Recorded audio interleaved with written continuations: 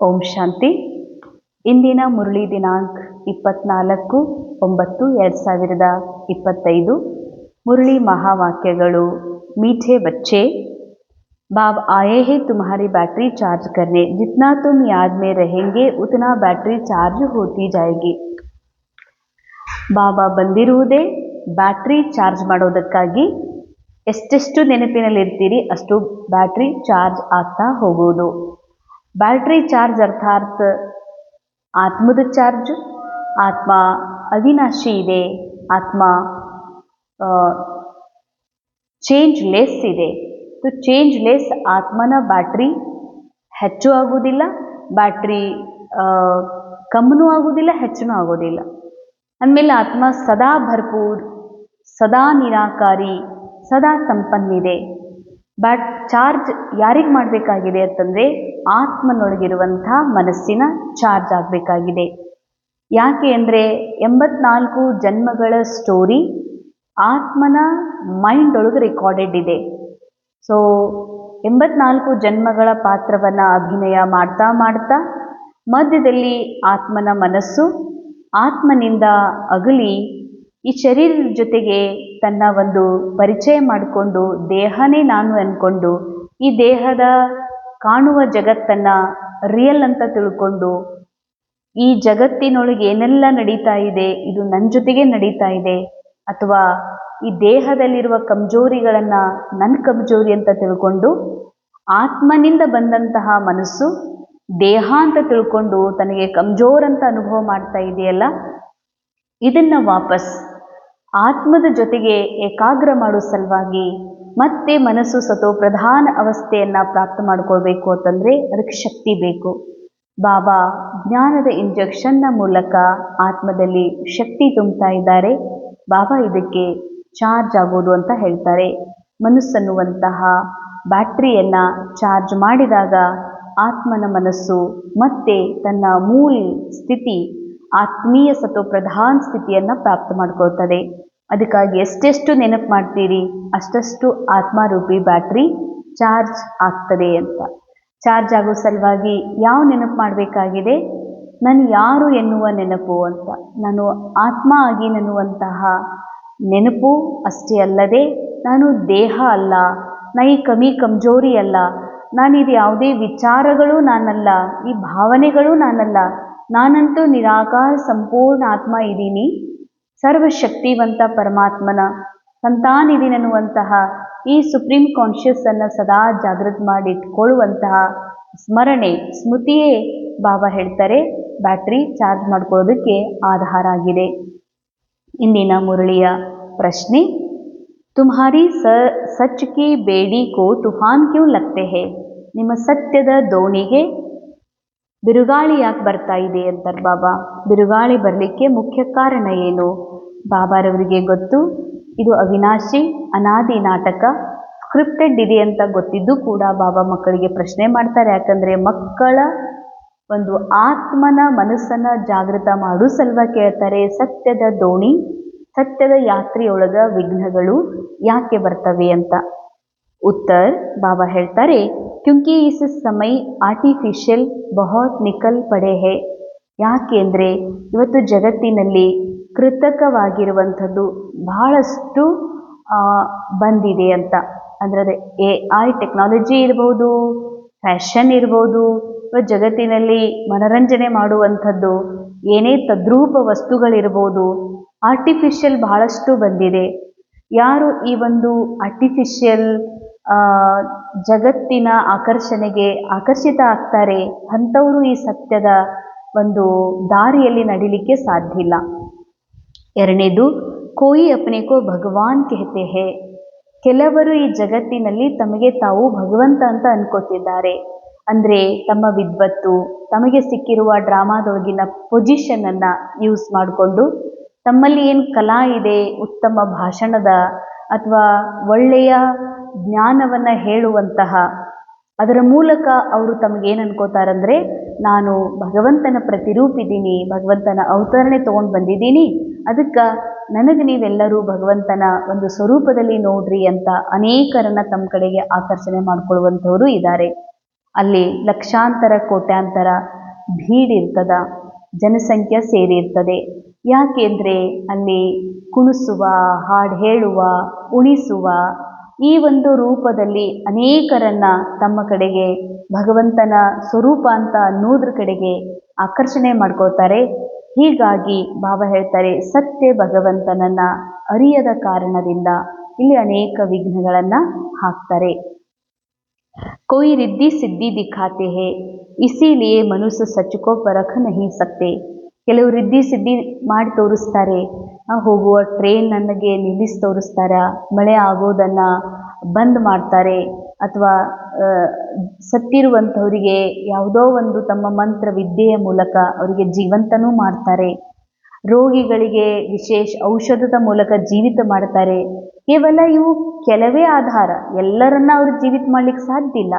ಆದ್ರೆ ಅವ್ರ ಮೂಲಕ ಅವಶ್ಯ ಸತ್ತಿರುವಂಥವ್ರು ಜೀವಂತ ಆಗ್ತಾರ. ಏನೋ ವಸ್ತುಗಳನ್ನು ಏನೋ ಮಾಡಿ ತೋರಿಸ್ತಾರ, ಎಷ್ಟೋ ಸಮಸ್ಯೆಗಳನ್ನು ಪರಿಹಾರ ಮಾಡಿ ತೋರಿಸ್ತಾರ. ಟೆಂಪ್ರರಿ ಅವರ ರಿದ್ಧಿ ಸಿದ್ಧಿಯ ತಾಂತ್ರಿಕ ವಿದ್ಯೆಯ ಮೂಲಕ. ಹೀಗಾಗಿ ಒಂದು ಕಡೆಗೆ ತಾಂತ್ರಿಕ ರಿದ್ಧಿ ಸಿದ್ಧಿಯ ಮಾತಿನ ಪ್ರಭಾವ ಬಹಳಷ್ಟಿದೆ. ಇನ್ನೊಂದು ಕಡೆಗೆ ನಾವೇ ಭಗವಂತ ಅಂದ್ಕೊಂಡು ತಮ್ಮನ್ನು ಅನೇಕ ತಮ್ಮ ಮಾತಿನಿಂದ ಆಕರ್ಷಣೆ ಮಾಡುವಂಥ ವ್ಯಕ್ತಿತ್ವದವರು ಕೂಡ ಈ ಜಗತ್ತಿನಲ್ಲದಾರ. ಇನ್ನೊಂದು ಕಡೆಗೆ ಫ್ಯಾಷನ್ ಇದೆ, ಆರ್ಟಿಫಿಷಿಯಲ್ ಇಂಟೆಲಿಜೆನ್ಸ್ ಇದೆ. ಈ ಕಾರಣದಿಂದ ಬಾಬಾ ಹೇಳ್ತಾರೆ, ಸತ್ಯವನ್ನು ಅವರು ತಿಳ್ಕೊಳ್ಳಿಕ್ಕೆ ಸಾಧ್ಯ ಇಲ್ಲ. ಅಂದರೆ ಸತ್ಯ ತಿಳ್ಕೊಳ್ಳಿಕ್ಕೆ ಯಾಕೆ ಸಾಧ್ಯ ಇಲ್ಲ, ಯಾಕೆ ಆಗ್ತಾ ಇಲ್ಲ ಅವ್ರ ಕಡೆ ಅಂತಂದರೆ, ಸತ್ಯವನ್ನು ತಿಳ್ಕೊಳ್ಳಿಕ್ಕೆ ಯೋಗ್ಯತೆ ಬೇಕು, ಪಾತ್ರತೆ ಬೇಕಾಗ್ತದ. ಪಾತ್ರ ಇಲ್ಲ, ಅವರು ಆರ್ಟಿಫಿಷಿಯಲ್ ಜಗತ್ತಿಗೆ ಪ್ರಭಾವಿತದಾರ, ಸುಳ್ಳು ಮನುಷ್ಯರನ್ನ ದೇವ್ರಂತ ನಂಬ್ತಾರತ್ತಂದ್ರ, ಅಥವಾ ರಿದ್ಧಿ ಸಿದ್ಧಿಯ ಪ್ರಭಾವಕ್ಕೊಳಗಾಗ್ತಾರತ್ತಂದ್ರ ಅವರಿಗೆ ಸತ್ಯವನ್ನು ಅರಿಲಿಕ್ಕೆ ಸಾಧ್ಯ ಇಲ್ಲ. ಸತ್ಯ ಬಹಳ ಸೂಕ್ಷ್ಮ ಇದೆ, ಸತ್ಯ ಸದಾ ಇದೆ. ಅದಕ್ಕಾಗಿ ಯಾವುದು ಟೆಂಪ್ರರಿ ಇರ್ತದೋ ಆ ಕಡೆಗೆ ಬೇಗನೆ ಆಕರ್ಷಿತ ಆಗ್ತಾರೆ. ಸಚ್ ಕಿ ಬೇಡಿ ಕೋ ಹಿಲಾನೆ ಕಿ ಕೋಶಿಶ್ ಕರ್ತೆ ಹೇ. ಈ ಸತ್ಯದ ದೋಣಿಯನ್ನು ಯಾವಾಗಲೂ ಅವರು ಅಲುಗಾಡಿಸುವ ಪ್ರಯತ್ನವನ್ನು ಮಾಡ್ತಾರೆ, ಅನೇಕ ವಿಘ್ನಗಳನ್ನು ಹಾಕ್ತಾರೆ. ಸಮೂಹ ರೂಪದಲ್ಲಿರ್ಬೋದು, ವೈಯಕ್ತಿಕ ರೂಪದಲ್ಲಿರ್ಬೋದು, ಇದರ ಹೆಸರು ಕೆಡಿಸ್ಲಿಕ್ಕೆ ನೋಡ್ತಾರೆ ಮೀಡಿಯಾದ ಮೂಲಕ. ಇದು ಅಸತ್ತಿದೆ, ಇದು ಪಾಖಂಡಿದೆ, ಈ ಬ್ರಹ್ಮಕುಮಾರೀಸ್ ನಾಲೆಜ್ ಸುಳ್ಳಿದೆ, ಕಾಲ್ಪನಿಕ ಇದೆ ಅನ್ನುವಂತಹ ವಿಘ್ನಗಳನ್ನು ಹಾಕುವುದ್ರ ಮೂಲಕ ಜನರ ಭಾವನೆಗಳನ್ನು ಮುರಿಯುವಂಥ ಕೆಲಸನೂ ಮಾಡ್ತಾರೆ. ಪರಂತು ತುಮ್ ಜಾನ್ತೆ ಹೋ ಕಿ ಹಮಾರಿ ಸಚ್ ಕಿ ನಾವ್ ಕಭಿ ಡೂಬ್ ನಹೀ ಸಕ್ತಿ. ಅಂಡರ್ಲೈನ್, ಮಕ್ಕಳೇ ನಿಮಗಿದು ಗೊತ್ತಿದೆಯಲ್ಲ, ನಿಮಗೆ ಗೊತ್ತಿದೆ ಈ ಸತ್ಯ. ಈ ಸತ್ಯದ ದೋಣಿ ಎಂದಿಗೂ ಕೂಡ ಮುಳುಗಲಿಕ್ಕೆ ಸಾಧ್ಯನೇ ಇಲ್ಲ.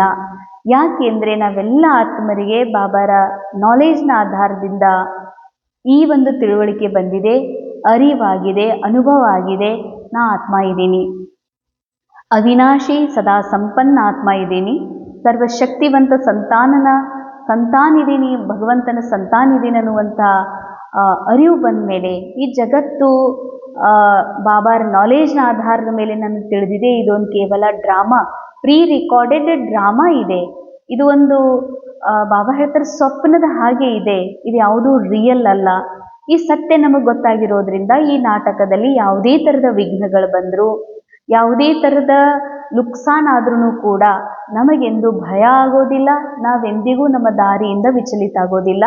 ನಮಗೆ ಗೊತ್ತಿದೆ ನಾನು ಎಂದಿಗೂ ವಿನಾಶ ಆಗದಂತಹ, ಅಳಿಯಲಾರದಂತಹ ಅವಿನಾಶಿ ಆತ್ಮ ಇದ್ದೀನಿ ಎನ್ನುವಂತಹ ಈ ಒಂದು ಸುಪ್ರೀಂ ಕಾನ್ಷಿಯಸ್ನ ಒಂದು ಟಚ್ಚಿಂಗ್ ಯಾರು ಅನುಭವ ಮಾಡಿದಾರೋ, ಯಾರಿಗೆ ಈ ಸತ್ಯ ನಾಲೆಜ್ ಟಚ್ ಆಗಿದೆ, ಅವರೆಂದಿಗೂ ಕೂಡ ಮಳೆ ಬರಲಿ ಅಥವಾ ಈ ವಿದ್ಯುತ್ತಿನ ಶಕ್ತಿನೇ ಹೋಗಲಿ, ಅವರಿಗೆ ಆರಾಮ್ ತಪ್ಪಲಿ, ಎಂದಿಗೂ ಕೂಡ ಅವರ ಒಂದು ಶಾಂತ ಸ್ಥಿತಿಯಿಂದ ಅಲಗಾಡಿಸ್ಲಿಕ್ಕೆ ಎಂದಿಗೂ ಸಾಧ್ಯ ಇಲ್ಲ.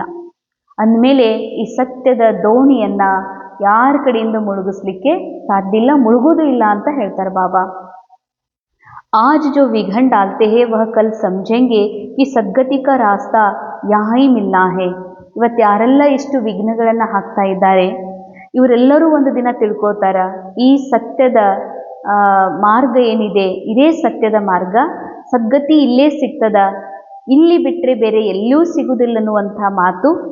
ಸಬ್ಕಿ ಲಿಯೇ ಯಹ ಏಕಿ ಹಟ್ಟಿ ಹೇ, ಇದೇ ಒಂದು ಆಶ್ರಯ ಸ್ಥಳ, ಇದೇ ಒಂದು ಜೀವನ್ಮುಕ್ತಿಯ ಸ್ಥಳ ಅಂದರೆ ಸ್ಥೂಲ ಮಾತಲ್ಲ, ನಾಲೆಡ್ಜ್. ಬಾಬಾ ಕೊಡುವಂತಹ ಜ್ಞಾನವೇ ಎಲ್ಲದಕ್ಕೂ ಆಧಾರ ಆಗಿದೆ ಎನ್ನುವಂಥ ಸತ್ಯ ಅದೇ ವಿಘ್ನ ಹಾಕುವಂಥವರೇ ಒಂದಿನ ತಿಳ್ಕೊಳ್ತಾರ ಮತ್ತು ತಿಳ್ಕೊಂಡು ಎಲ್ಲರಿಗೂ ಹೇಳ್ತಾರೆ ಅಂತ ಹೇಳ್ತಾರೆ ಬಾಬಾ. ಮುರಳಿಯ ಮುಖ್ಯ ಸಾರ, ಸರ್ವ ಗುಣೋಸೆ ಅಪನ ಶೃಂಗಾರ ಕರ್ನಾ ಹೇ. ಸರ್ವ ಗುಣಗಳಿಂದ ತಮ್ಮನ್ನ ಶೃಂಗಾರ ಮಾಡ್ಕೋಬೇಕಾಗಿದೆ. ಬಾಬಾ ಹೇಳ್ತಾರೆ ಆತ್ಮ ಅವಿನಾಶಿ ಇದೆ, ಸದಾ ಭರ್ಪೂರ್ ಇದೆ. ಆತ್ಮದ ಶಕ್ತಿ ಕಮ್ಮಿ ಆಗೋದಿಲ್ಲ, ಆತ್ಮ ಹೆಚ್ಚೂ ಆಗೋದಿಲ್ಲ, ಏನು ಆ್ಯಡ್ ಮಾಡಕ್ಕೆ ಸಾಧ್ಯ ಇಲ್ಲ.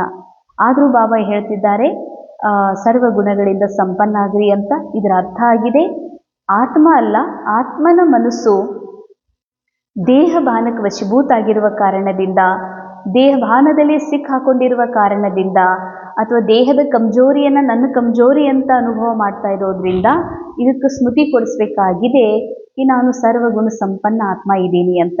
ಯಾವಾಗ ಮನಸ್ಸು ಈ ಸತ್ಯದ ಅನುಭವ ಮಾಡ್ತದ ನಾನು ಸರ್ವಗುಣ ಸಂಪನ್ನ ಆತ್ಮ ಇದ್ದೀನಿ ಅಂತ, ಆಗ ಈ ಮನಸ್ಸು ತನ್ನ ಅವಗುಣಗಳನ್ನು ಅಥವಾ ಅವಗುಣಗಳ ಪ್ರಭಾವದೊಳಗೆ ಏನು ಬಂದಿದೆ ಇದರಿಂದ ಮುಕ್ತಾಗಿ ನಾನು ಸಂಪನ್ನ ಆತ್ಮ ಇದ್ದೀನಿ, ಸರ್ವಗುಣಿ ಇದ್ದೀನಿ ಅನ್ನುವಂತಹ ಜಾಗೃತಿ ಯಾವಾಗ ಮೈಂಡ್ ಒಳಗೆ ಆಗ್ತದೋ ಆವಾಗ ಮನಸ್ಸು ಆತ್ಮನಲ್ಲಿ ಒಂದಾಗ್ತದೆ. ಅದಕ್ಕೆ ಬಾಬಾ ಹೇಳ್ತಾರೆ ಸರ್ವಗುಣಗಳ ಧಾರಣೆ ಮಾಡ್ಕೊಡ್ರಿ, ಎಂದಿಗೂ ಯಾರಿಗೂ ದುಃಖ ಕೊಡಬೇಡ್ರಿ, ಎಲ್ಲರಿಗೂ ಸುಖದ ದಾರಿಯನ್ನೇ ಹೇಳ್ರಿ ಅಂತ.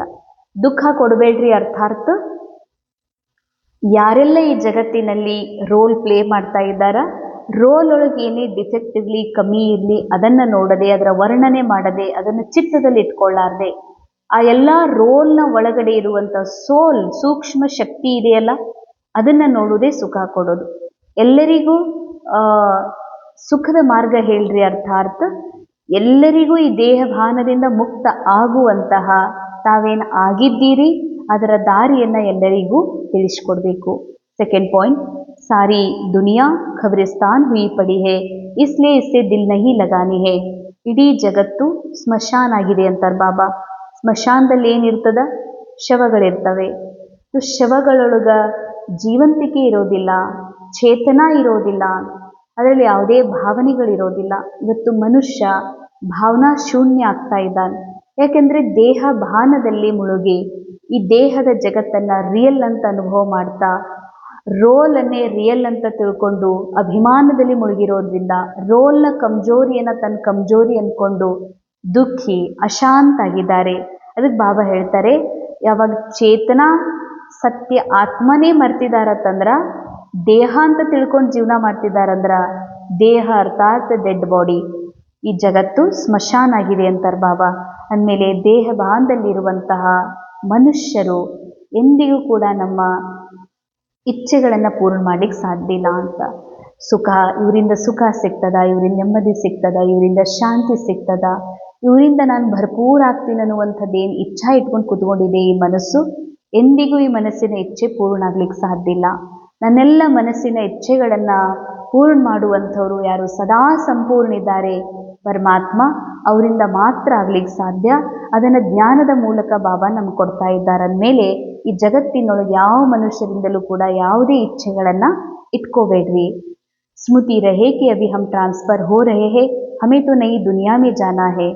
ಯಾವತ್ತೂ ಸ್ಮೃತಿ ಇರಲಿ, ನಾನು ಹೊಸ ಜಗತ್ತಿಗೆ ಹೋಗ್ತಾ ಇದ್ದೀನಿ, ಟ್ರಾನ್ಸ್ಫರ್ ಆಗ್ತಾ ಇದ್ದೀನಿ ಅಂತ. ಟ್ರಾನ್ಸ್ಫಾರ್ಮೇಷನ್ ಸ್ಥೂಲ ಮಾತಿಂದಲ್ಲ ಅಂತ. ನಾವು ಯಾವಾಗ ಕಲರ್ಫುಲ್ ಜಗತ್ತಿನೊಳಗೆ ದುಃಖದ ಒಂದು ಚಿಂತೆಯೊಳಗೆ ಸಾಧಾರಣ ಮನುಷ್ಯ ಜೀವನ ಮಾಡ್ತಾ ಇದ್ವಿ. ಮನುಷ್ಯ ಜೀವನದಿಂದ ಈಗ ನಾವು ಬ್ರಹ್ಮಕುಮಾರಿ ಆಗಿರೋದೇ ಟ್ರಾನ್ಸ್ಫಾರ್ಮೇಷನ್ ಅಲ್ಲ, ಇದು ಕೇವಲ ಸ್ಥೂಲ ಮಾತು. ಸೂಕ್ಷ್ಮ ಮಾತಿನ ಟ್ರಾನ್ಸ್ಫಾರ್ಮೇಷನ್ ಬಗ್ಗೆ ಬಾಬಾ ಹೇಳ್ತಾ ಇದ್ದಾರೆ. ಈ ಕಲಿಯುಗದ ಮೈಂಡ್ಸೆಟ್ ಏನಿದೆ ಅದನ್ನು ಚೇಂಜ್ ಮಾಡಿಕೊಂಡು ಸತ್ಯುಗದ ಮೈಂಡ್ಸೆಟ್ ಪ್ರೋಗ್ರಾಮಿಂಗ್ ಮಾಡ್ಕೊಳ್ರಿ ಅಂತ. ಅಂದರೆ ಕಲಿಯುಗದ ಮೈಂಡ್ಸೆಟ್ ಒಳಗೆ ಏನಿದೆ, ಎಲ್ಲ ಮಾತಿನ ಚಿಂತೆ ಇದೆ, ಎಲ್ಲ ಮಾತಿನ ದುಃಖ. ತಿಳ್ಕೊಡ್ರಿ, ಕಾರ್ ಇಲ್ಲ ಅಂದ್ರೂ ದುಃಖ ಮನುಷ್ಯನಿಗೆ, ಚಿಂತೆ. ನಮಗೊಂದು ಕಾರ್ ಇಲ್ಲ, ನಮಗೊಂದು ಗಾಡಿ ಇಲ್ಲ ಅಂತ. ಕಾರ್ ತಗೊಂಡ್ಮೇಲೆ ಆ ಪೆಟ್ರೋಲ್ ಚಿಂತೆ, ಅದರ ಮೇಂಟೆನೆನ್ಸ್ ಚಿಂತೆ, ಕಾರ್ ಇದ್ರೂ ಚಿಂತೆ, ಕಾರ್ ಇಲ್ಲ ಅಂದ್ರೂ ಚಿಂತೆ, ಸಾಮಾನು ಇದ್ರೂ ಚಿಂತೆ, ಸಾಮಾನು ಬಂದಮೇಲೂ ಚಿಂತೆ. ಇದೆಲ್ಲ ಕಲಿಯುಗದ ಮೈಂಡ್ನ ಪ್ರೋಗ್ರಾಮ್ ಆಗಿದೆ.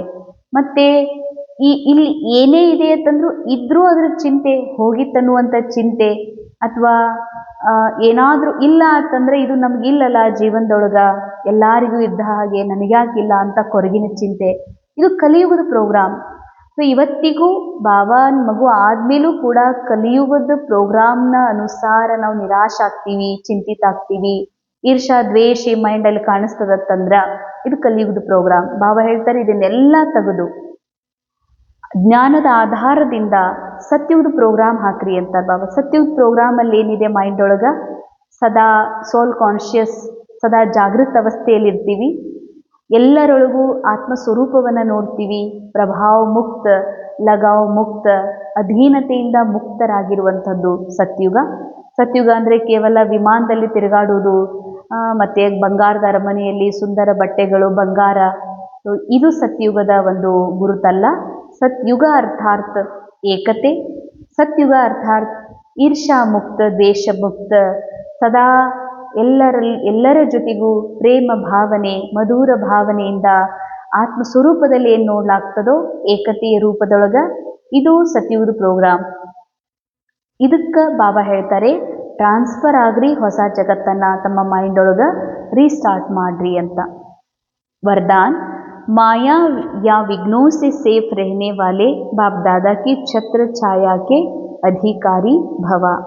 ಮಾಯೆ ಅಥವಾ ವಿಘ್ನಗಳಿಂದ ಸದಾ ಸುರಕ್ಷಿತರಾಗಿರುವಂತಹ ಬಾಪ್ ದಾದಾರವರ ಛತ್ರ ಛಾಯೆಯ ಅಧಿಕಾರಿಗಳು ಆಗ್ರಿ. जो बाप दादा के सिखी लदे लाडले है उन्हें बाप दादा की छत्र छाया अधिकार रूप में प्राप्त होती है. ಯಾರು ಬಾಪ್ ದಾದಾರವರ ಬಹಳ ಲಾಡ್ಲಾ ಮತ್ತು ಸಿಖಿಲದ ಆಧಾರ, ಬಹಳ ಸಮಯದಿಂದ ಅಗಲಿ ಸಿಕ್ಕಿದ್ದಾರೆ, ಬಹಳ ಲಾಡ್ಲಾ ಇದ್ದಾರೆ, ಅವರಿಗೆ ಬಾಪ್ ದಾದಾರವರ ಛತ್ರ ಛಾಯ ಸದಾ ಪ್ರಾಪ್ತ ಆಗ್ತದೆ, ಅವರಿಗೆ ಅಧಿಕಾರದ ರೂಪದಲ್ಲಿ ಸಿಗ್ತದಂತಾರೆ ಬಾಬಾ. ಜಿಸ್ ಛತ್ರ ಛಾಯಾ ಮೇ ಮಾಯಾ ಕೆ ಆನೆ ಕಿ ತಾಕತ್ ನಹಿ. ಈ ಛತ್ರ ಛಾಯೆಯೊಳಗ ಮಾಯಾ ಮಾಯಾ ಬರಲಿಕ್ಕೆ ಸಾಧ್ಯನೇ ಇಲ್ಲ, ಅವರು ಸದಾ ಮಾಯೆ ಮೇಲೆ ವಿಜಯಿಯಾಗಿರ್ತಾರೆ. ಅಂಡರ್ಲೈನ್ ಲಾಡ್ಲಾ ಬಚ್ಚಾ ಅರ್ಥಾತ್ ಯಾರು ಬಾಬಾರ ನಾಲೇಜಿಂದ ತಮ್ಮ ಸತ್ಯ ಆತ್ಮಸ್ಥಿತಿಯೊಳಗೆ ಸ್ಮೃತಿಯೊಳಗೆ ಇರ್ತಾರೆ ಸದಾ, ಅವರೇ ಲಾಡ್ಲಾ ಮಕ್ಕಳು. ಬಾಬಾ ಪ್ರೀತಿ ಮಾಡೋದು ಸಣ್ಣವರು ದೊಡ್ಡವರು, ಶರೀರ, ಸ್ತ್ರೀ ಪುರುಷ, ಕುಮಾರ್ ಕುಮಾರಿ, ಗೃಹಸ್ಥೆ, ಸಮರ್ಪಿತ, ಹೀಗೆ ಪ್ರೀತಿ ಮಾಡೋದಿಲ್ಲ. ಬಾಬಾನ ಪ್ರೀತಿ ಸಮರ್ಪಿತ ಆತ್ಮನ ಮೇಲಿದೆ. ಸಮರ್ಪಿತ ಆತ್ಮ ಅರ್ಥಾತ್ ತನ್ನ ಹತ್ರ ಏನಿದೆ ಅದೆಲ್ಲವನ್ನ ಬಾಬಾಗೆ ಅರ್ಪಣೆ ಮಾಡಿ ತನ್ನ ಆತ್ಮಸ್ಮೃತಿಯಲ್ಲಿ ಯಾರಿದ್ದಾರೋ ಆ ಆತ್ಮ, ಅವರು ಲಾಡ್ಲಾ ಮಕ್ಕಳು. ಅಂಥ ಮಕ್ಕಳಿಗಾಗಿ ಬಾಬಾ ಸದಾ ಛತ್ರ ಛಾಯೆ ರೂಪದಲ್ಲಿ ಅವರನ್ನು ರಕ್ಷಣೆ ಮಾಡ್ತಾರೆ. ಮಾಯಾ ಅವರ ಸಮೀಪ ಬರ್ಲಿಕ್ಕೆ ಸಾಧ್ಯ ಇಲ್ಲ. ये याद रूपी छत्र छाया सर्व विघ्नों से सेफ कर देती है. ನೆನಪು ಎನ್ನುವಂಥ ಛತ್ರ ಛಾಯೆಯು ಸದಾ ವಿಘ್ನಗಳಿಂದ ಸುರಕ್ಷಿತವಾಗಿಡ್ತದೆ ಅಂತ ಹೇಳ್ತಾರೆ ಬಾಬಾ. ನೆನಪು, ಯಾವ ನೆನಪು? ನಾನು ಯಾರಿದ್ದೀನಿ ಅಂತ, ನನ್ನ ಮಾಸ್ಟರ್ ಸರ್ವಶಕ್ತಿವಾನ್ ಆತ್ಮ, ಸರ್ವಶಕ್ತಿವಂತನ ಸಂತಾನಿದ್ದೀನಿ ಅನ್ನುವಂತಹ ಈ ಒಂದು ಅನುಭೂತಿ ಸದಾ ನೆನಪಿತ್ತಂದ್ರ, ನಾ ಈ ಡ್ರಾಮಾದಿಂದ ಪರೆಯಾಗಿರುವಂತಹ, ಈ ರೋಲ್ನಿಂದ ಪರೆಯಾಗಿರುವಂತಹ ಆತ್ಮ ಇದೀನಿ ಅನ್ನುವಂಥ ಸ್ಮೃತಿ ಏನಿದೆ, ಇದೇ ನಿನಗೆ ಸದಾ ಸೇಫ್ಟಿಯ ಒಂದು ಸುರಕ್ಷಾ ಕವಚ ಆಗಲಿಕ್ಕೆ ಸಾಧ್ಯ ಇದೆ. किसी भी प्रकार का विघ्न छत्र छाया में रहने वालों के पास नहीं आ सकती. ಯಾವುದೇ ಥರದ ವಿಘ್ನ ಛತ್ರ ಛಾಯೆ ಒಳಗಿರುವಂಥವ್ರಿಗೆ ಬರ್ಲಿಕ್ಕೆ ಸಾಧ್ಯ ಇಲ್ಲ. ಯಾವ ಛತ್ರ ಛಾಯೆ? ನೆನಪಿನ ಛತ್ರ ಛಾಯೆ. ನಾನು ಯಾರಿದ್ದೀನಿ, ನಾನು ಯಾರಲ್ಲ ಅನ್ನುವಂಥ ಅವಸ್ಥಾ ಯಾರ್ದು ಶ್ರೇಷ್ಠ ಇದೆಯೋ ಅವರ ಒಂದು ಸ್ಮೃತಿ ಒಳಗ ಮಾಯಾ ಬರ್ಲಿಕ್ಕೆ ಸಾಧ್ಯ ಇಲ್ಲ.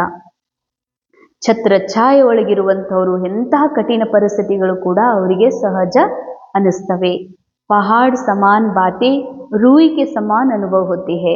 ಬೆಟ್ಟದ ಸಮಾನ ಇರುವಂತಹ ಮಾತುಗಳು ಕೂಡ ಅವರಿಗೆ ಬಹಳ ಸರಳ, ಅರಳಿಯ ಹಾಗೆ, ಹತ್ತಿಯ ಹಾಗೆ ಅನುಭವ ಆಗ್ತದಂತೆ ಹೇಳ್ತಾರೆ ಬಾಬಾ.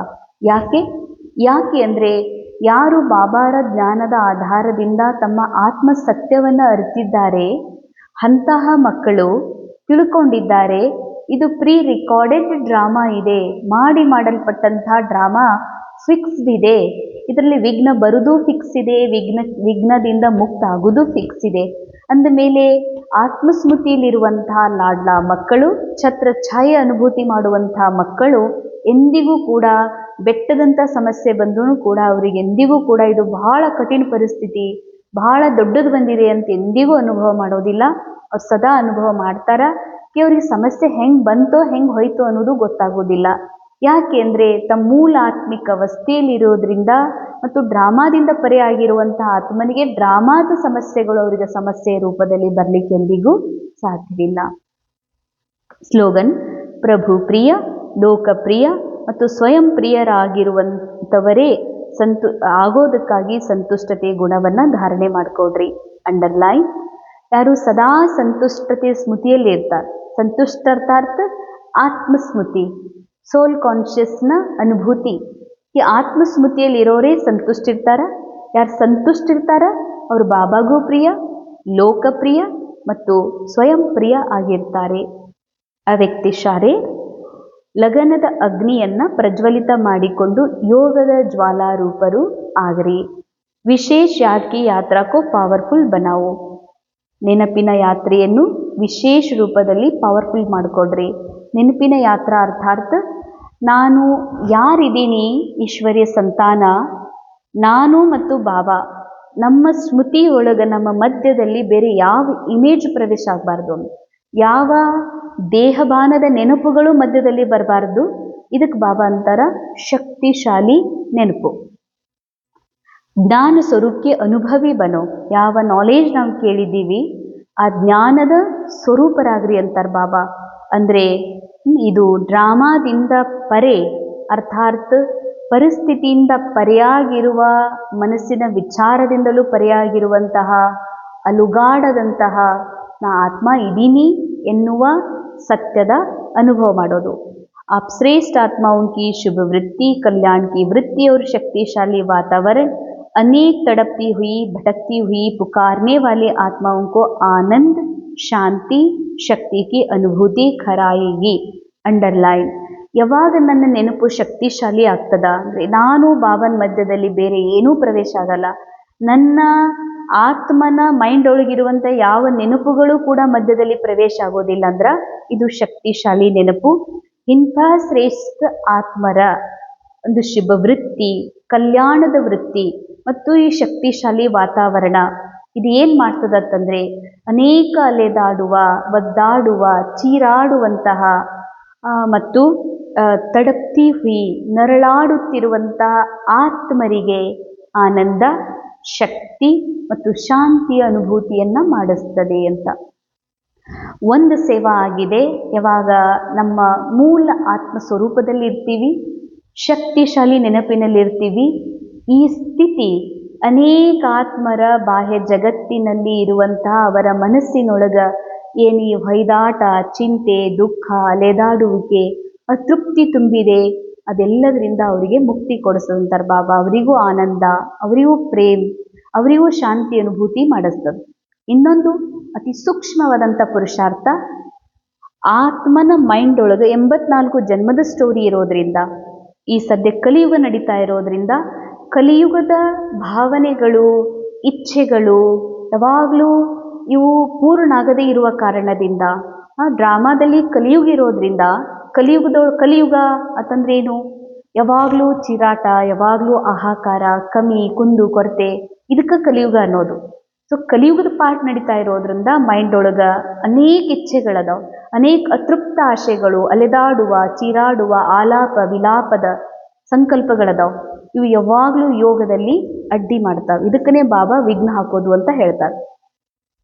ಯಾವಾಗ ನನಗೆ ಬಾಬಾರ ನಾಲೆಜ್ ಸಿಕ್ಕಿದೆ, ಈ ಜ್ಞಾನದ ಆಧಾರದಿಂದ ನನ್ನ ಆತ್ಮಸ್ಮೃತಿಯಲ್ಲಿ ಇದ್ದುಕೊಂಡು ಈ ಮನಸ್ಸನ್ನು ನಾ ಯಾವಾಗ ಸಾಕ್ಷಿಯಾಗಿ ನೋಡ್ತೀನಿ, ಆಗ ಬಾಬಾ ಹೇಳ್ತಾರೆ, ಈ ಮನಸ್ಸಿನ ಅತೃಪ್ತ ವಿಚಾರಗಳಿಗೂ ಸಂದೇಶ ಕೊಡ್ರಿ. ನಾ ಮನಸ್ಸಲ್ಲ, ನಾನು ಈ ಅತೃಪ್ತ ಮನಸ್ಸಲ್ಲ, ನಾನು ನಿರಾಕಾರ ಭರ್ಪೂರ್ ಸಂಪನ್ನ ಆತ್ಮ ಇದ್ದೀನಿ, ನಾನು ಮಾಸ್ಟರ್ ಸರ್ವಶಕ್ತಿವಾನ್ ಇದ್ದೀನಿ ಅನ್ನುವಂಥ ಸ್ಮೃತಿ ಯಾವಾಗ ಮನಸ್ಸು ಇದನ್ನು ಸ್ವೀಕಾರ ಮಾಡ್ತದೋ, ಆಗ ಅಶಾಂತ ಅತೃಪ್ತ ಮನಸ್ಸಿನ ಇಚ್ಛೆಗಳು, ಆಶೆಗಳು ಸುಟ್ಟು ಭಸ್ಮ ಆಗ್ತವೆ, ಸಮಾಪ್ತ ಆಗಿ ಹೋಗ್ತವ. ಅದಕ್ಕಾಗಿ ಬಾಬಾ ಹೇಳ್ತಾರೆ, ನಿಮ್ಮ ನೆನಪಿನ ಯಾತ್ರೆಯನ್ನು ಇನ್ನಷ್ಟು ಪವರ್ಫುಲ್ ಮಾಡಿಕೊಡ್ರಿ ಅಂತ. ಓಂ ಶಾಂತಿ.